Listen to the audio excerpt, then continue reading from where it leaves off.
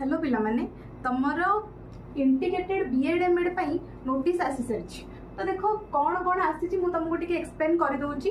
तो तमर टोटल ऊपर 200टा सीट अछि कोठी कोठी अछि ना। फास्ट अछि तमर महाराजा श्रीरामचंद्र भंजदेव यूनिवर्सिटी जोटा कि हमर बारिपदा रे अछि। तापर तमर अछि संबलपुर यूनिवर्सिटी तो सेठी तमर भी 50टा सीट अछि। राजेंद्र यूनिवर्सिटी बलांगीर सेठी भी तमर 50टा सीट अछि। आउ कोठी अछि ना फकीरमोहन यूनिवर्सिटी तमर सेठी 50टा सीट अछि। तो टोटल ऊपर तमर केतरा सीट गेला ना 200टा सीट तम माने पाइलो।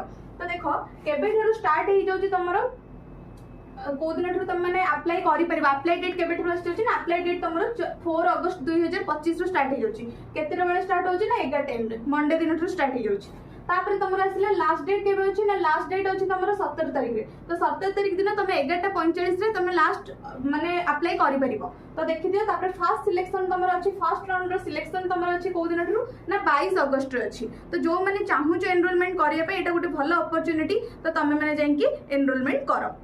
Thank you.